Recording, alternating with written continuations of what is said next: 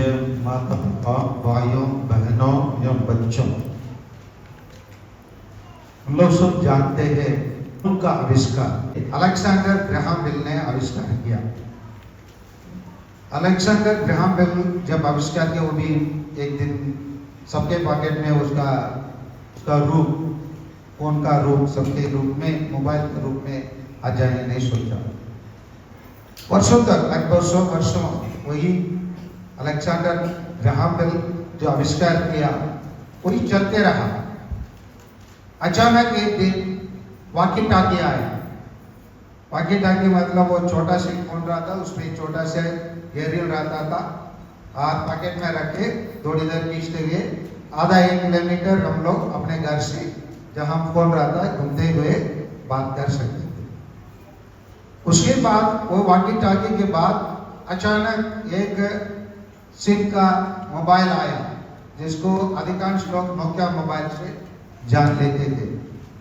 वो Nokia mobile के बाद चाइना मोबाइल आया, चाइना मोबाइल के बाद एंड्रॉइड आया, एंड्रॉइड के बाद अभी आईफोन आया है, और कुछ दिन के बाद आईफोन के बाद कोई आईफोन भी आ सकता है, कोई भी आ सकता है वो लेकिन क्यों आपने एक के बाद एक फोन को अपनाते गया, एक नया आविष्कार आने के बाद पुराना चीज को छोड़ के वो नया चीज को अपनाया? क्योंकि उसने वो सुविधा देखा, लाभ देखा और उसका उपयोग को देखा। इसी कारण से उसको क्या करना पड़ा कि पहले को छोड़कर नया चीज जो मार्केट में आया, जो सुविधा के अनुसार लाभदायक रहा, और इसीलिए उसको अपनाना शुरू किया। ये मानव का स्वभाव है और मानव इसी प्रकार आज तक जीवन जीते आ रहा है। अभी हम लोग आज कौन सा त्योहार मना रहे हैं?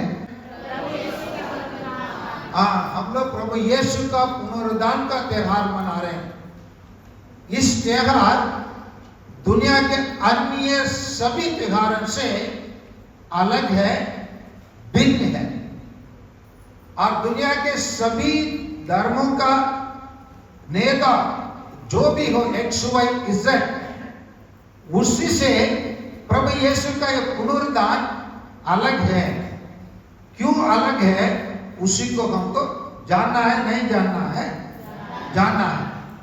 कभी कभी हम लोग सोचते हैं दुनिया में कुछ या भारत में कुछ लोगों की संख्या अधिक होने के कारण हम लोग कभी कभी सोचते हैं क्यों उन लोग तो सही नहीं है, क्या हम लोग सही है या उन लोग सही है, क्या उन लोग गलत है या हम लोग गलत है? इसी प्रकार विचार हमारे मन में पैदा हो जाता है। लेकिन देखिए ना, हमारे भारत देश में बहुत सारा कौवा है, संख्या में ज्यादा है, लेकिन मोर की संख्या कम है। किसका राष्ट्र पक्षी बनाया? अधिक संख्या होने के कारण कौवा को बनाया? नहीं, मोर कम है, लेकिन मोर का क्या बनाया? राष्ट्र पक्षी बनाया।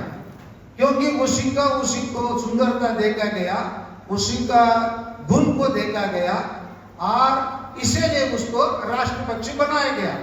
भले अधिक संख्या में कौवा है, समझ में आ रहे ना? तो उसी प्रकार लोग के विचार अलग हो सकता है, भिन्न हो सकता है, और विचार अलग अलग होंगे, लेकिन विचार में जो सच्चाई होगा उसी को हम जानना है। और उस सच्चाई को जानने के लिए हमें कहाँ जाना है? धर्म ग्रंथ में जाना है। धर्म ग्रंथ क्या बताता है? धर्म ग्रंथ के अनुसार प्रभु का हम आज पुनरुद्धान बना रहे हैं। वो पुनरुद्धान का अर्थ क्या है, और पुनरुद्धान से प्रभु यीशु अन्य धर्म का नेताओं से प्रभु यीशु कैसे ऊंचे हैं, ऊपर है, और एकमात्र व्यक्ति है, वो अनेक है, उसके कैसे जानना? उसके लिए हमको बाइबल में बताया जाता है। जैसे अन्य धर्म नेता लोग, सभी लोग उनका जीवन और प्रभु यीशु का जीवन में देखेंगे तो कुछ चीजों में मेल हो सकता है, कुछ चीजों प्रभु यीशु के समान हो सकता है, कुछ चीजों में उन लोग प्रभु यीशु के जैसे शिक्षा दिए होंगे, नैतिक शिक्षा प्रभु यीशु के समान बताए होंगे, नैतिक कहानियां भी बताए होंगे। जिस प्रकार प्रभु यीशु दृष्टांत बताया उसी प्रकार उन लोग भी दृष्टांत बताए होंगे। लेकिन कहा हम प्रभु यीशु को उन लोग से हम अलग कर सकते हैं? उनका जीवन से, उनकी शिक्षा से, उनकी मृत्यु से और उनके मृत्यु के बाद हुए घटना से हम प्रभु यीशु के क्या कर सकते हैं? अलग कर सकते हैं। उसको जानना है नहीं जानना है? जानना है तो आइए हम प्रभु यीशु के बारे में, क्यों प्रभु यीशु अन्य लोगों से, दुनिया के अन्य नेताओं से, कोई भी हो, वो राजनीतिक नेता हो, धार्मिक नेता हो, अर्थशास्त्री हो, वैज्ञानिक हो और कोई भी व्यक्ति हो, उसी से प्रभु यीशु एक कदम ऊंचा, क्यों एक कदम भी नहीं है, वो सबसे ऊंचा है। उसको मैं आप लोगों के सामने प्रस्तुत कर रहा हूं। जैसे मैंने बताया शुरुआत में ग्राहम बेल ने फोन का आविष्कार किया, लेकिन वो सब चीज को हम लोग नजरअंदाज करते हुए, उसको छोड़ते हुए आज हमारे पॉकेट में आईफोन है। इसका मतलब ये तो नहीं कह रहा हूं हम लोग आज आईफोन को ईसा मसीह को छोड़कर कल किसी को अपनाना है। ये बता रहा हूं जो जिसका गुण अच्छा होता है, जिसका क्वालिटी अच्छा होता है, जो लाभदायक होता है, और उसी चीज को लोग अपनाने में है ना अपने आप को परिवर्तित करते जाते हैं, अपने आप को एडजस्ट करके जाता है। और उसी तरीका से देखने से हमें प्रभु यीशु क्यों अच्छा है, क्यों प्रभु यीशु अन्य लोगों से अच्छा है, उसी को मैं आप लोगों के सामने प्रस्तुत कर रहा हूं। उसके लिए 10 मुख्य कारण है। एक बड़ा कारण है सेंट मार्कुस के सुसमाचार अध्याय 2:5 में प्रभु यीशु अपने बारे में बता रहे हैं, जिस चीज को अन्य कोई नहीं था, जिस प्रकार प्रभु यीशु ने बताया उसी प्रकार उसका क्लेम नहीं किए हैं। कोई भी क्या व्यक्ति क्या नहीं किया है, आज तक प्रभु यीशु के समान दावा नहीं किया है। पढ़िए, ईसा ने लोगों का विश्वास देखकर अर्थात रोई से कहा, बेटा तुम्हारे पाप क्षमा हो गए। हाँ, बेटा तुम्हारा पाप क्या हो गया? क्षमा हो गया। यहाँ पर प्रभु यीशु दुनिया के लोगों के पाप क्षमा करने का अधिकार अपने आप को बताता है। मानव पुत्र को पाप का क्षमा करने का अधिकार भी प्रभु यीशु के पास है। अन्य कोई आपको क्या करते हैं? विश्राम दिवस का स्वामी के रूप में प्रभु यीशु अपने आप को प्रदर्शित करते हैं। इतना तो नहीं है, प्रभु यीशु क्या करते हैं? संत मत्ती के सुसमाचार अध्याय 11:28 में दुनिया के लोगों के लिए क्या करता है?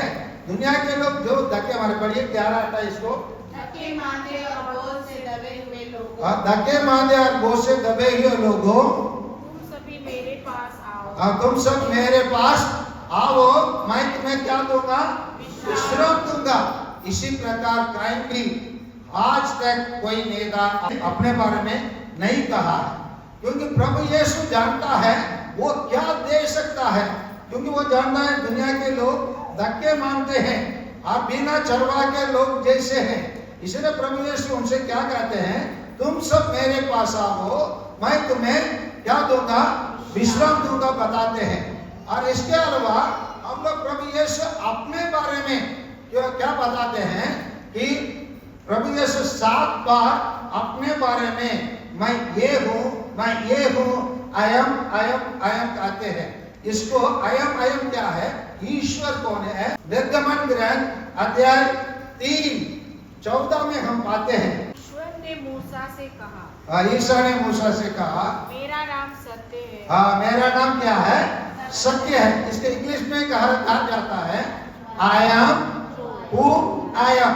मतलब इसका मतलब ये होता है ईश्वर जो आदि था, जो अभी है और वैसे ही रहेंगे। इसको प्रकाशना ग्रंथ में अध्याय 1:7 में जो है, जो था, जो आने वाला है, जो है, जो था, जो आने वाला, अल्फा और ओमेगा, माइको कौन है? प्रभु यीशु है। इसी प्रकार बोलने वाला कोई भी धार्मिक नेता आज तक धरती में पैदा नहीं हुआ है। इसके अलावा प्रभु यीशु अपने बारे में योहन के सुसमाचार 11:25 में मार्था को बताते हैं, जब ईसा ने कहा पुनरुत्थान और जीवन मैं हूँ, पुनरुत्थान और जीवन मैं हूँ, जो मुझ में विश्वास करता है वह मरने पर भी जीवित रहेगा। और जो मरने पर भी जीवित रहेगा। सब लोग उसको दोहराएंगे। ईसा ने कहा पुनरुत्थान और जीवन मैं हूँ, जो मुझ में विश्वास करता है वो मरने पर भी जीवित रहेगा। इस पर आप लोग विश्वास करते हैं? विश्वास करते हैं, क्योंकि यही विश्वास हम लोग के दूसरों के विश्वास से अलग करता है। समझ में आ रहा है ना? यही विश्वास, हम पुनरुत्थान में विश्वास करते हैं, देह के पुनरुत्थान में विश्वास करते हैं। इसलिए धर्मसार में हम लोग अंत में यही विश्वास को हम प्रकट करते हैं। यही प्रभु यीशु ने स्वयं अपने बारे में कहा है। और भी प्रभु यीशु ने जो कहा है, संत योहन के सुसमाचार अध्याय 14:6 में प्रभु यीशु बताते हैं अपने बारे में, मार्ग सत्य और जीवन मैं हूँ, और मुझकर होकर भी ना कोई भी किसके पास नहीं पहुंच पाएंगे, तथा ईश्वर के पास नहीं पहुंच पाएंगे। इसीलिए स्वर्ग राज्य में जाना है तो किसके द्वारा जाना पड़ेगा? प्रभु यीशु के द्वारा जाना पड़ेगा। इसीलिए प्रभु यीशु क्या कहा? मैं हूँ द्वार, मैं हूँ चरवाहा, मैं हूँ दाखलता। मैं समझ में आ रहे ना? इसी प्रकार प्रभु यीशु अपने बारे में घोषित करते हैं। इसीलिए जब प्रभु यीशु जी उठने के बाद संत लूकास के सुसमाचार अध्याय 24:5 और 6 में वहां मैरी मैगदलीन और अन्य स्त्रियों ने उसको खोजने के लिए गए हैं। इसीलिए उनसे स्वर्गदूतों ने क्या बता रहे हैं? पढ़िए। स्त्रियों ने भयभीत होकर धरती की ओर सिर झुकाए। उन पुरुषों ने उनसे कहा, उन दूतों ने उनसे कहा, आप लोग जीवित को कहां पर ध्यान से सुनिए, आप लोग जीवित को मृतकों में क्यों ढूंढते? मृतकों से क्यों ढूंढते हैं? आप लोग किसको? प्रभु यीशु। उन लोग क्या हुआ, 3 दिन के पहले उन लोग दफनाए, है ना? अभी आकर उसके लिए मतलब मलहम लगाने के लिए वो लोग सोच रहे हैं कि उस दिन के दिन था, इसलिए उन लोग जल्दीबाजी में करके चले गए। इसलिए सोचे कम से कम आज के दिन कुछ कर देंगे बोल के। लेकिन वहां स्वर्गदूत ने बता रहा है ना, जीवितों को मृतों के बीच में क्यों ढूंढने की आवश्यकता? आगे बढ़िए, और भी कुछ बताया गया है। वे यहाँ नहीं, वो कहा नहीं है, यहाँ नहीं है। वे जी उठे हैं। वे क्या हो गए हैं? जी उठे हैं। और इसी प्रकार प्रभु यीशु के बारे में, उसको मृत्यु के बारे में जो बताया गया है, अन्य धर्म नेता के बारे में ऐसे बातों बता नहीं गया है। इसीलिए संत मार्कुस के सुसमाचार अध्याय 16:6 में कुछ बताया गया है, उसको भी पढ़िए। संत मार्कुस के सुसमाचार 16:6। उसने उनसे कहा, डरिए नहीं, आप लोग ईसा नासरी को ढूंढ रहे हैं, जिसको क्रूस पर चढ़ाया गया। वे जी उठे हैं, वे यहाँ नहीं है। इसी प्रकार क्या है, प्रभु यीशु को पुनरुद्धार के बारे में स्वयं भी कहा है और धर्म ग्रंथ भी कहता है। और इसी कारण संत पौलुस क्या कहता है, ईसाइयों का विश्वास किस प्रकार का विश्वास है? अगर ये विश्वास गलत विश्वास होता है तो, अगर प्रभु यीशु नहीं जी उठा है तो हमारा विश्वास व्यर्थ है। वो क्या है? कुरिन्थियों में लिखा हुआ पहला पत्र अध्याय 15 पद 12, 13, 14 का पढ़िए। यदि हमारी शिक्षा यह है कि यही है कि मसीह मृतकों से जी उठे, तो आप लोगों में कुछ यह कह सकते हैं, आप लोग में कोई ये कह सकते हैं कि मृतकों का पुनरुत्थान नहीं होता। मृतकों का पुनरुद्धान नहीं होता। ऐसे मृतकों का पुनरुद्धान नहीं करने धारणा कौन अपना कर रहते थे? यहूदी लोगों में 2 दल थे, उसमें एक दल हमेशा बोलते थे मृतकों में से पुनरुद्धान नहीं है बोलकर। साधकीय लोग थे और इसीलिए कुछ लोग अभी प्रभु यीशु पुनर्जीवित होके स्वर्गरोहण होने के बाद भी कुछ लोग ऐसे धारणा को जारी रहकर कुछ लोगों के बीच में गलत विचार पैदा करने वाले थे। इसीलिए आप लोग कैसे बोल सकते हैं? इसलिए प्रभु यीशु के बारे में आगे बढ़िए। यदि मृतकों का पुनरुत्थान नहीं होता, यदि मृतकों का पुनरुत्थान नहीं होता तो मसीह भी नहीं जी उठे। प्रभु मसीह भी क्या नहीं है?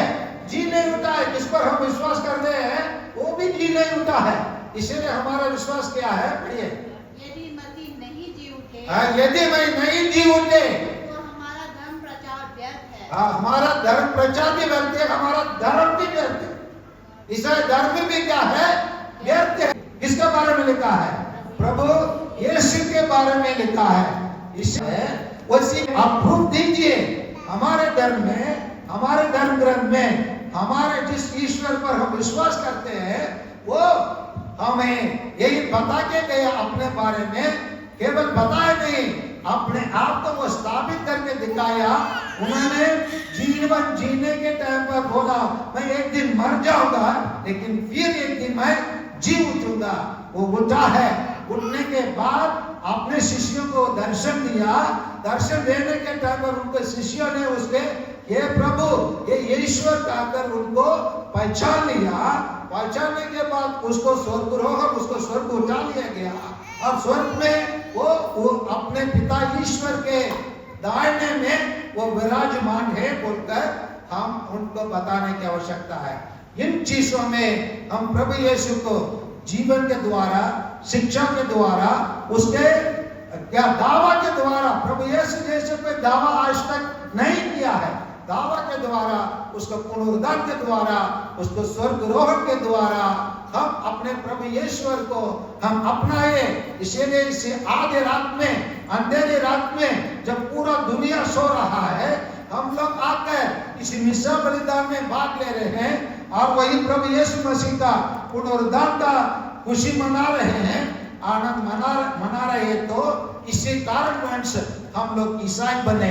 इसी कारणवश हम लोग इसी ईश्वर पर विश्वास करते हैं। इतना तो नहीं, वो हमारे विश्वास को जीवित रखने के लिए, जारी रखने के लिए हमारे बीच में उन्होंने अपना जीवन का शरीर और रोटी और दाखरस हमारे के बीच में छोड़ के गया है, जिसको हम प्रतिदिन उसके शरीर और रक्त के रूप में हम हर दिन मिस्सा बलिदान में ग्रहण करते हैं।